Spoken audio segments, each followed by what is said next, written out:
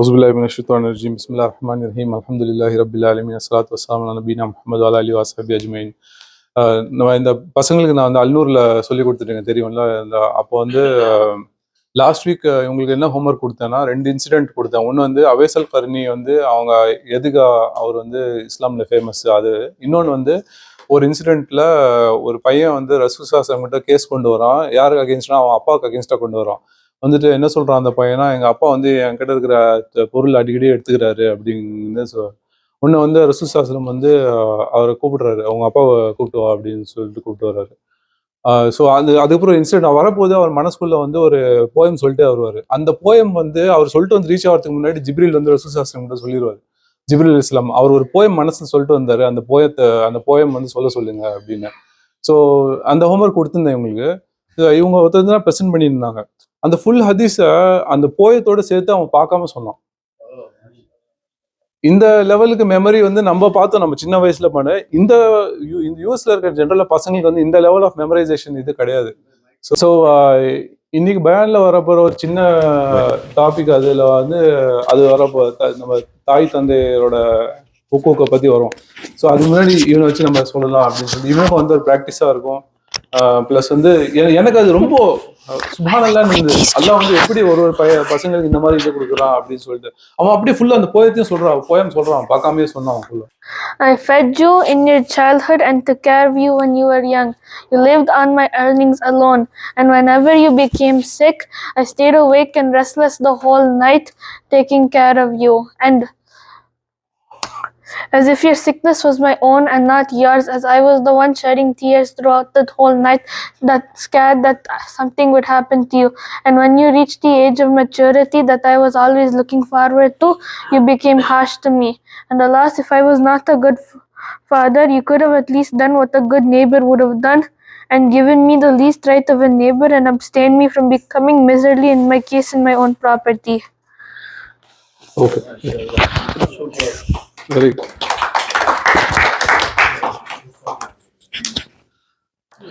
நான் வந்து அதே விஷயத்தை தமிழ்ல படிக்கிறேன். இப்போ பாருங்க. சையதுனா ஜாபிர் இப்னு அப்துல்லா ரதியல்லாஹு அன்ஹு அவர்களிடம் அல் குர்துபி அவர்கள் நபி ஸல்லல்லாஹு அலைஹி வஸல்லம் அவர்களிடம் வந்து தம் தந்தை தனக்கு சொந்தமானதை எடுத்துச் செல்கிறார் என்று புகார் கூறினார். அவர் கூறினார், போய் உன் அப்பாவை இங்கே வரச் சொல்லு. உடனே சையதுனா ஜிப்ரீல் அலைஹிஸ்ஸலாம் அவர்கள் வந்து நபி ஸல்லல்லாஹு அலைஹி வஸல்லம் அவர்களிடம், அவரது தந்தை வரும்போது அவர் தனது இதயத்தில் இயற்றிய மற்றும் அவரது சொந்த காதுகள் இதுவரை கேட்காத வார்த்தைகளை பற்றி அவரிடம் கேளுங்கள். அவரே இது வரைக்கும் அந்த போயம் சொன்னது கிடையாது. பட் அந்த போயம் ஃபர்ஸ்ட் டைம் சொல்லியிருக்கா, அதை பற்றி கேளுங்க அவர்கிட்ட அப்படிங்கிறாரு. உன் மகன் ஏன் உன் மீது புகார் கூறினான்? அவருக்கு சொந்தமானதை நீங்கள் எடுத்து செல்ல விரும்புகிறீர்களா அப்படின்னு ரசூல் ஸல்லல்லாஹு அலைஹி வஸல்லம் கேட்குறாங்க. ஏன்னா ஒரு ஜட்ஜுனா அப்படிதான் இருக்கணும். ஒரு புகார் சொல்லியிருக்காங்கன்னா இன்னொரு பார்ட்டி கிட்ட கேட்காம நீங்க எதுவுமே ஜட்மெண்ட் பாஸ் பண்ணக்கூடாது. ஸோ இதெல்லாம் வந்து சின்ன சின்ன விஷயம் நம்ம நோட் பண்ணணும். ஒன்று வந்து என்னென்ன அப்பாவுக்கு அகேன்ஸ்டா கேஸ் கொண்டு வந்திருக்கீங்க கிளம்பு அப்படின்னு கூட சொல்லலாம்.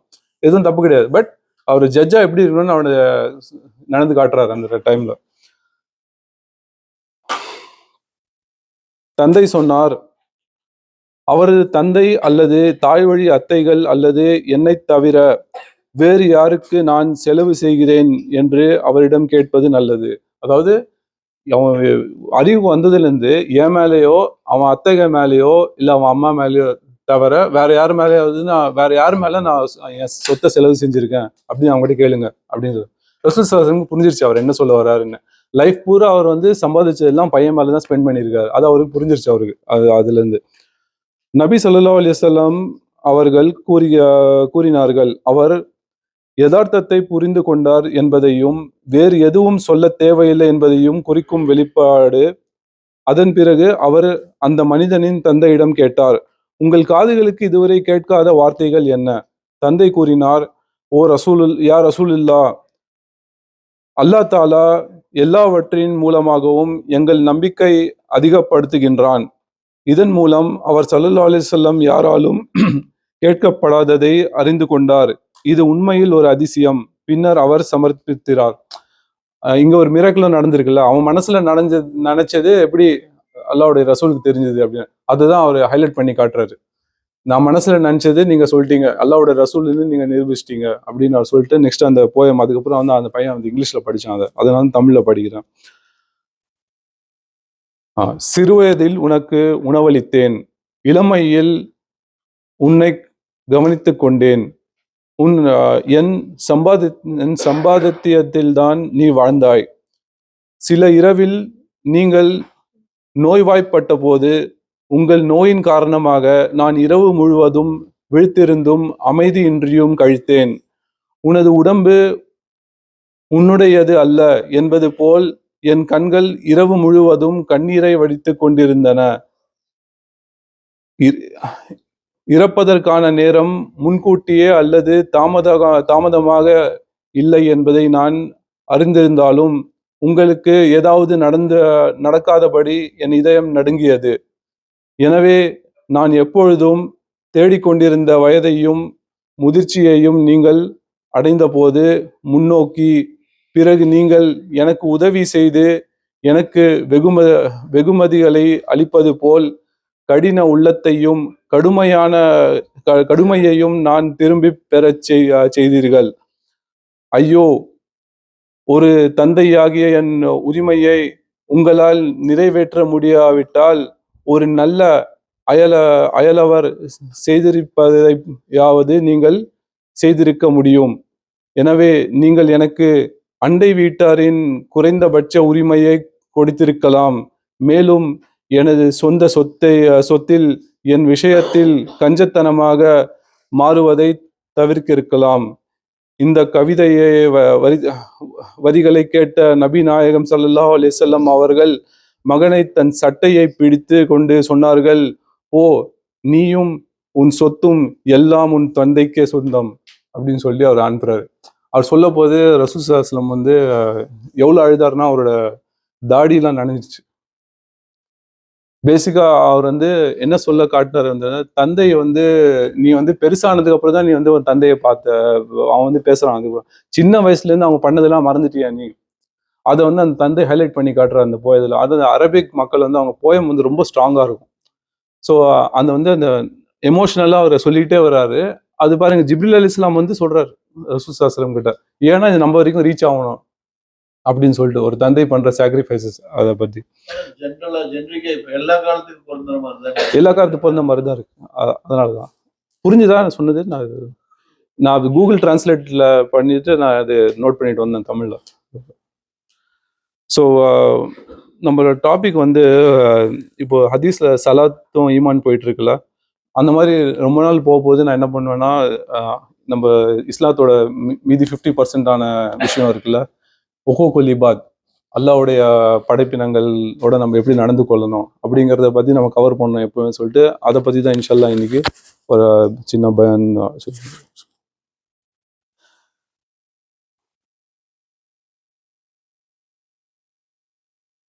ஸோ அல்லா தாலா குரான்ல வந்து நம்மள சொல்லியிருக்கான், ஒமா ஹலக்துல் ஜின்ன வல் இன்ஸ இல்லா லியஅபுதூன். நான் வந்து இன்சானியும் ஜின்னியும் எதுக்கு படைச்சிருக்கேன், எனக்கு இபாதத் செய்யறதுக்காக மட்டும்தான் படைச்சிருக்கேன் அப்படின்னு அல்லாஹ் சுப்ஹானஹு வ தஆலா சொல்றான். அந்த இபாதத்து அப்படிங்கிறதுக்காக நிறைய மக்கள் வந்து தப்பா புரிஞ்சுக்கிறாங்க. இபாதத்துனா வெறுமே அந்த 5 ஃபர்தான விஷயங்கள், தொழுகை, நோன்பு, ஜகாத், ஹஜ் மட்டும்தான் இபாதத்துன்னு நினைச்சுக்கிறாங்க. அது வந்து 50% ஆஃப் இஸ்லாம் தான். அது வந்து இந்த இந்த விஷயங்கள். மீதி 50% என்னதுன்னா, நம்ம வந்து அல்லாவோட கிரியேஷன்ஸோட எப்படி நடந்து கொள்கிறோம், how we treat each other. Human பீங்ஸாக இருக்கட்டும், அனிமல்ஸாக இருக்கட்டும், முஸ்லீம்ஸாக இருக்கட்டும், நான் முஸ்லீம்ஸாக இருக்கட்டும், அவங்களோட நம்ம எப்படி நடந்து கொள்கிறோங்கிறது தான் remaining 50% of the Islam. So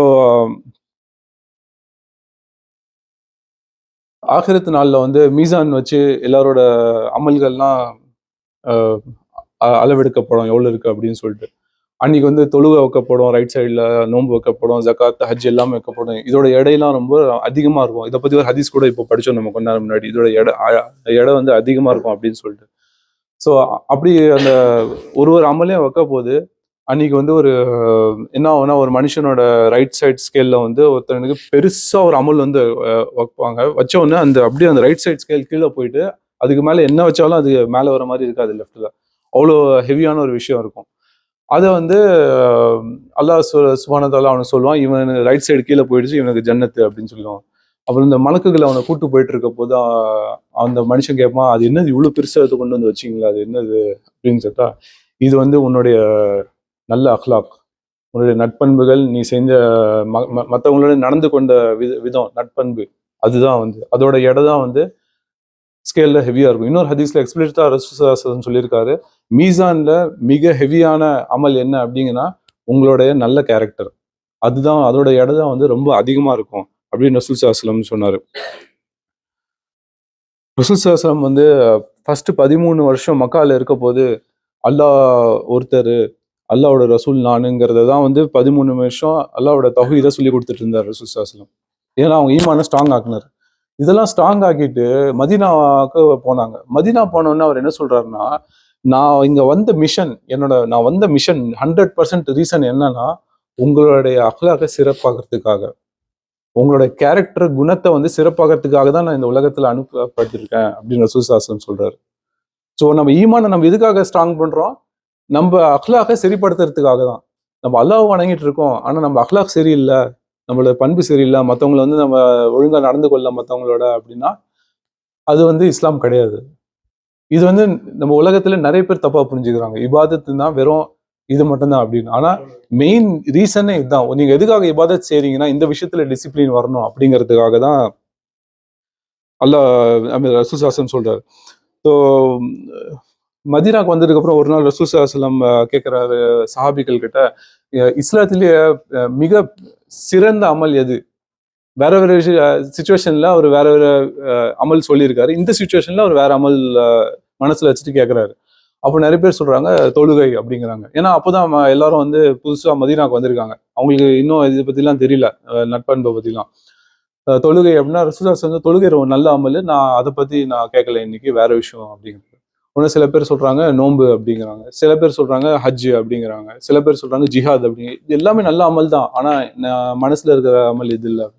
அப்போ நீங்களே சொல்லுங்க யார் ரசூலுல்லாஹ் அப்படிங்கன்னா, உங்க loving your brother for the sake of Allah, உங்க முஸ்லிம் சகோதரரை அல்லாஹ்வுக்காக நேசிப்பது, இது வந்து இஸ்லாத்திலே மிக சிறந்த அமல் அப்படின்னு சொல்றாரு. எந்த ஒரு மதத்திலையும் இந்த மாதிரி ஒரு எக்ஸ்பிளேஷன் நம்ம கேட்டிருக்க முடியாது. இபாதத்துல சிறந்த இபாதத் எது? முஸ்லிம் சகோதரரை அல்லாஹ்வுக்காக நேசிக்கிறது அப்படின்னு, அல் ஹுப்பு ஃபில்லா அப்படின்னு அவரு ரிப்ளை சொல்றாரு. அங்கேயே வந்து நம்மளுக்கு இஸ்லாமோட டெஃபினேஷன் கிடைச்சிருச்சு, என்ன இஸ்லாம் அப்படிங்கிறது. ஒரு ரிலேஷன்ஷிப்பும் உலகத்துல வந்து மிக முக்கியமானது. ஃபர்ஸ்ட் வந்து ஒரு சின்ன குழந்தை வரான், அவனுக்கு வந்து பேரண்ட்ஸ் இருக்காங்க, தாய் தந்தை இருக்காங்க. ஃபர்ஸ்ட் அங்கதான் வந்து மிக முக்கியத்தை ரசூல் ஸல்லல்லாஹு அலைஹி வஸல்லம் காட்டியிருக்காரு. ஒரு சஹாபி வந்து கேட்கிறாரு, யார் ரசூலுல்லாஹ், நீங்க சொல்றீங்க நம்ம வந்து எல்லாருக்கிட்டையும் நல்ல கேரக்டரா நடந்து கொள்ளணுங்கிறீங்க. ஓகே, புரியுது. இத்தனை பேரை நாங்க சந்திக்கிறோம், அதுல இருக்கிறதுலே பெஸ்ட் நாங்க யாருக்கிட்ட நம்ம பெஸ்ட் கேரக்டரை காட்டணும், நம்ம பெஸ்ட் கேரக்டர் யாருக்கிட்ட காட்டணும் அப்படின்னு கேட்கிறாரு. அவர் என்ன சொல்றாரு? யுவர் மதர், உங்க அம்மா, உங்க தாயார் அப்படின்னு. Okay, noted. செகண்ட் சொல்லுங்க யாரு அப்படின்னா, உங்க அம்மா. நம்பர் 2, சரி நம்பர் 3 சொல்லுங்க யாருன்னா, உங்க அம்மா அப்படிங்கிற. அவருக்கு அந்த இம்பார்ட்டன்ஸ் புரியறதுக்காக. நெக்ஸ்ட் நம்பர் 4 யாருன்னா, உன்னுடைய தந்தை, அப்பா அப்படின்னு ரசூல் ஸல்லல்லாஹு அலைஹி வஸல்லம் சொல்றாரு. ஸோ ஒரு மனிதனுக்கு மிக முக்கியமானது யாரு அவங்க பிஹேவியர்ல? அவங்க அம்மா தான். நான் ஒரு பயான்ல கேட்டேன், அவர் சொல்றாரு, ஒரு மனுஷன் வந்து சொசைட்டில he'll be known as a very arrogant person. சின்ன சின்ன விஷயத்துக்கு கோவப்படுவான், எல்லாரையும் கத்தி விட்டுருவான், அந்த மாதிரி எல்லாம் பயங்கரமாக இது பண்ணுவான். அவனை வந்து போய் பேச முடியாது, நீங்க பேசுனீங்கன்னா அதை கத்தி விட்டுரு, இந்த மாதிரி இருப்பான். ஆனா அவன் பாஸ் முன்னாடி வந்து சுருக்கிட்டு உட்காந்துருப்பான். அவன் பாஸ் முன்னாடி வந்து அந்த சத்தம் சவுண்ட் எதுவுமே வராது. என்ன கோவம் வந்து அவன் எவ்வளவு அசிங்கப்படுத்தினாலும் வாய முடித்து உட்காந்துருப்பான். அந்த மாதிரி மக்களை நம்ம மேபி சந்திச்சிருப்போம், ஆஃபீஸ்லயும் சந்திச்சிருப்போம். வந்து எல்லார்ட்டையும் ஓவரா பேசுவான். ஆனா அவன் பாஸ் வந்து அவன் அப்படியே மாறிடுவான், மாறிட்டு அப்படியே பூனை மாதிரி இருப்பான். அவனை எவ்வளவு இன்சல்ட் பண்ணா இந்த பிஹேவியர் எல்லாம் யார்கிட்ட காட்ட சொல்லியிருக்கான்? நம்ம பெற்றோர்கள் கிட்ட காட்ட சொல்லியிருக்கான். இன்னொரு ஹதீஸ் ரசூலுல்லாஹி ஸல்லல்லாஹு அலைஹி வஸல்லம் சொல்றாங்க, நம்ம வந்து பெற்றோர்கள் நம்மளோட சந்தோஷமா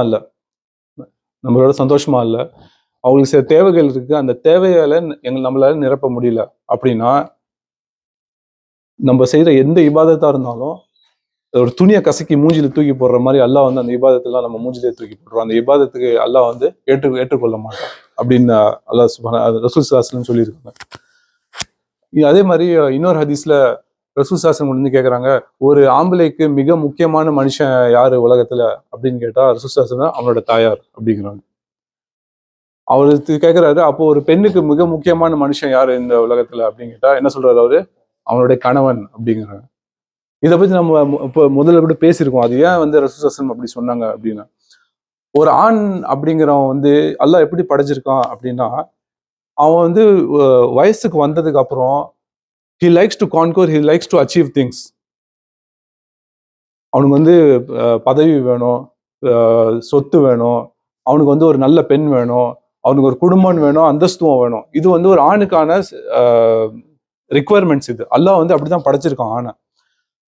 அவன் வந்து வயசுக்கு வந்ததுக்கு அப்புறம் அவன் தந்தை தாயை கிட்ட இந்த விஷயம்லாம் கிடைக்காது. அவனுக்கு எங்க கிடைக்குமோ அதை தான் தேடி போவான். ஸோ அவன் வந்து மறந்துடுவான்.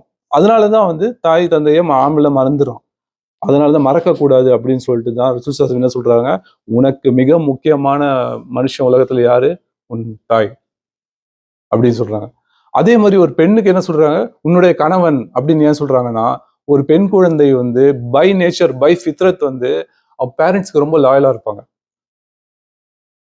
இருக்காங்க சில இந்த காலத்துல நிறைய அந்த மாதிரி பெண் குழந்தைகள் வந்துட்டாங்க. அது வந்து கயாமத்தோட அறிகுறைகள்னு ரசூல் ஸல்லல்லாஹு அலைஹி வஸல்லம் சொல்லிட்டாங்க. யார் வந்து அவங்க தாய் வந்து கேவலமா ட்ரீட் பண்றாங்களோ பெண் குழந்தை அப்படி வந்துட்டாங்கன்னா அது கயாமத்து நெருங்கிட்டு இருக்குன்னு சொல்லிட்டாங்க. பட் ஜென்ரலா பெண் குழந்தைங்க வந்து ரொம்ப லாயலா இருப்பாங்க பேரண்ட்ஸுக்கு.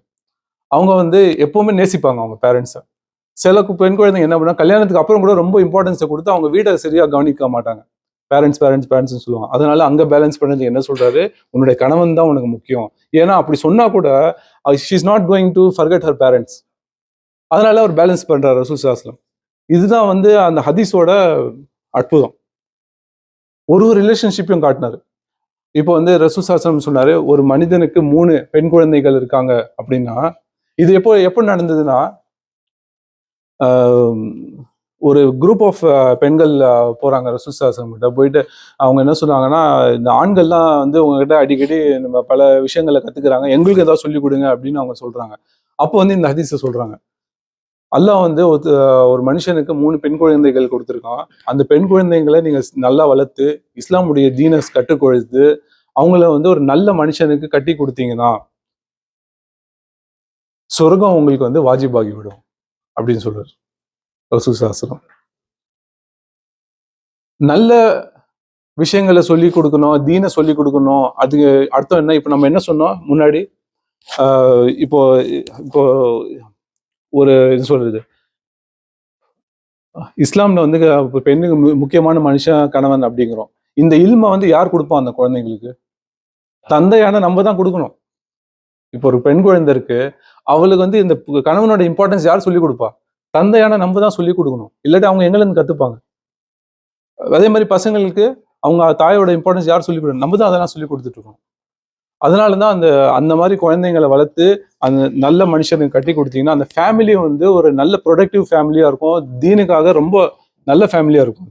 ஏன்னா ஒரு நல்ல பெண் குழந்தை கல்யாணத்துல கிடைக்கிறதோ, ஒரு பெண் குழந்தைகள் நல்ல கணவன் கிடைக்கிறதோ வந்து ஒரு பெரிய நியாமத்து அல்லாஹ் கிட்ட. ஆனா அதை உண்டாக்குறவங்க யாரு? பெற்றோர்கள் தான் அதை செய்யறது. அவங்க அது மேல எவ்வளவு உழைப்பு பண்றாங்களோ அப்போதான் வந்து அந்த சொசைட்டி கிரியேட் ஆகும். அதே மாதிரி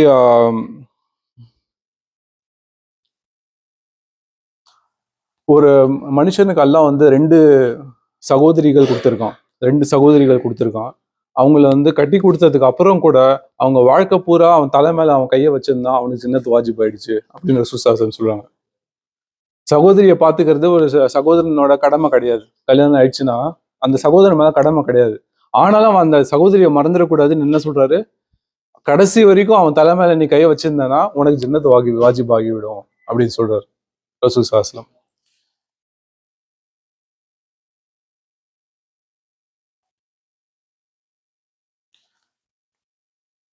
ஸோ இப்போ நம்ம இந்த நட்பண்பை பத்தி பேச போது எப்படி அந்த நட்பண்பை நம்ம கடைபிடிக்கணும், அதோட ஈஸியஸ்ட் வே அப்படின்னா, மிக முக்கியமானது அண்ட் ஈஸியஸ்ட் வே அப்படின்னா நாவை கட்டுப்படுத்துறது.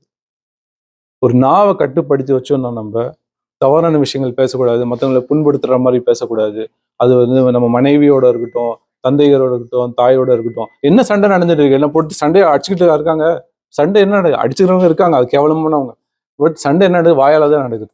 ஏதாவது மனசுக்கு துன்படுத்த மாதிரி பேசிடுறாங்க. அதுக்கப்புறம் எதுனா வந்து அந்த ரிலேஷன்ஷிப் வந்து கெட்டு போயிட்டே இருக்கு. எந்த ஒரு ரிலேஷன், ரெண்டு சகோதரருக்கு நடுவில், சகோதரிக்கு நடுவில், தாய் தந்தை மனைவி வந்து அந்த நாவை கட்டுப்படுத்தினோம்னா நம்ம கேரக்டர் வந்து சிறந்தாக ஆக்கப்படும். ஆகிரத்துல வந்து பல கேட் இருக்கு ஜன்னத்துக்கு போறதுக்கு. அதுல வந்து மிக ஈஸியான கேட் எதுனா அங்க கிரௌடு ஜாஸ்தியா இருக்காது. எந்த நட்பண்பு யாருக்கு இருக்கோ அந்த கேட்ல என்டர் பண்றவங்க. இந்த தொழுகை வழியா என்டர் பண்றவங்க கேட் வந்து செம்ம டிராஃபிக் ஜாமா இருக்குமா, நீங்க நிறைய பேர் இருப்பாங்களா, அந்த லைன் பயங்கர பெருசா இருக்கும், மெதுவா போவாங்க அவங்க. அதே மாதிரி இந்த நோன்பு வழியா போறவங்க பெருசா இருக்குமா அந்த லைன் கூட. அன்னைக்கு ஆகிரத்து அன்னைக்கு செம்ம டிராஃபிக் ஜாம். ஹஜ்ஜு இதெல்லாம் செம்ம டிராஃபிக் ஜாம், எதுவும் பண்ண முடியாது. அதாவது ரொம்ப லேட்டா மெதுவா போயிட்டு இருக்கும். ஆனா அந்த நட்பண்போட கேட் இருக்குமா, காலியா இருக்குமாங்க. யார் அங்க போறானோ அப்படியே சர்ரு நின்று. நம்ம இந்த யூஎஸ்குள்ள இந்த ஏர்போர்ட்ல வரப்போ இந்த சிட்டிசனுக்கான தனியா என்ட்ரி இருக்கும் பாருங்க, டக்குன்னு உள்ள வந்துருவான் பாருங்க. அந்த மாதிரி அந்த நட்பண்பு யாருக்கு இருக்கோ அவன் அப்படியே ஸ்ட்ரெயிட் அப்படியே உள்ள ஃபாஸ்ட். ஏன்னா ரொம்ப கம்மியான மக்கள். எத்தனை பேரை நம்ம பாக்குறோம் நல்ல குணத்தோட. அவங்க இந்த பெஸ்ட் கேரக்டர் அப்படிங்கிற மக்களை பாத்தீங்கன்னா அவங்க பேசுற பேச்சு தான். தேவையில்லாம ஃபர்ஸ்ட் பேச மாட்டாங்க, தேவையில்லாத விஷயத்துல தலைய விட மாட்டாங்க, பிளஸ் யாரையும் துன்படுத்த மாட்டாங்க. அவங்க நற்செயல்கள் செய்யறாங்களா இல்லையான்னு அவங்களுக்கு பிரச்சனை கிடையாது. தீய செயல்கள் செய்ய மாட்டாங்க எதுவுமே அவங்க. அதனாலேயே வந்து அவங்க மீசான் என்ன ஆகும்னா லெஃப்ட் சைட்ல எதுவுமே இருக்காது, ரைட்டு தான் மேக்சிமமா இருக்கும் எது செஞ்சாலும். ஏன்னா லெஃப்ட்ல வந்து மேக்சிமமா அவங்களுக்கு பிரச்சனை பண்றது என்னது? நாவு தான். நாவுனால தான் பொய் சொல்றது எப்படி சொல்றோம்? நாவலா தான் சொல்றோம். ஒருத்தர் துன்படுத்தணும் எப்படி சொல்றோம்? நாவலா தான் செய்யறோம். மெயின் ரீசன் இதுதான் இருக்கும். அதனால அதுல இருந்து நம்ம எஸ்கேப் ஆயிட்டோம்னால நம்ம பண்பு வந்து அதிகமா இருக்கும். ஸோ நம்ம வந்து தொழுவை பத்தி, ஈமான் பத்தி ஹதீஸ் எல்லாம் படிச்சுட்டு இருக்கோம்னா அது 50% ஆஃப் த இஸ்லாம் தான். இதையும் நம்ம வந்து மறக்கக்கூடாது. நட்பண்பு கூட வச்சுட்டு இருக்கணும். அதுல சிறந்தது ஃபர்ஸ்ட் வந்து தந்தையர்கள், அதுக்கப்புறம் நம்ம மனைவிமார்கள், குழந்தைகள், இவங்களோட தான் வந்து ஃபர்ஸ்ட் நம்ம நல்ல கேரக்டரை காட்டணும். உலகத்துல போய் வீட்டு வெளியே போயிட்டு நான் ரொம்ப நல்ல மனுஷன் அப்படி, நாங்க ரொம்ப தப்பாவோட மனுஷன், நான் பேசுறதுலாம் ரொம்ப ஸ்வீட்டா பேச்சு பேசுவேன், ஆனா வீட்டுக்குள்ள வந்து அவன் ஒரு ஹிட்லரா வாழறவன், அது வந்து இஸ்லாம் சொல்லி கொடுக்கல. ஃபர்ஸ்ட் வந்து இங்கதான், வீட்டுல தான், அதுக்கப்புறம் தான் வீட்டு வெளியே. இதுதான் இஸ்லாம் நம்மளுக்கு கற்றுக் கொடுக்குது. இப்போ அல்லாஹ் நம்மளோட பாவங்களை மன்னிப்பானாக, நம்ம குணத்தை வந்து ரசூல் ஸல்லல்லாஹு அலைஹி வஸல்லம் மாதிரி ஆக்குவானாக, நம்ம எல்லாரையும் ஜன்னத்துல் ஃபிர்தௌஸ்ல இந்த மாதிரி ஒரு நாள் சேர்த்து வைப்பானாக. வாஹிரு தாவூனா அல்ஹம்துலில்லாஹி ரப்பில் ஆலமீன்.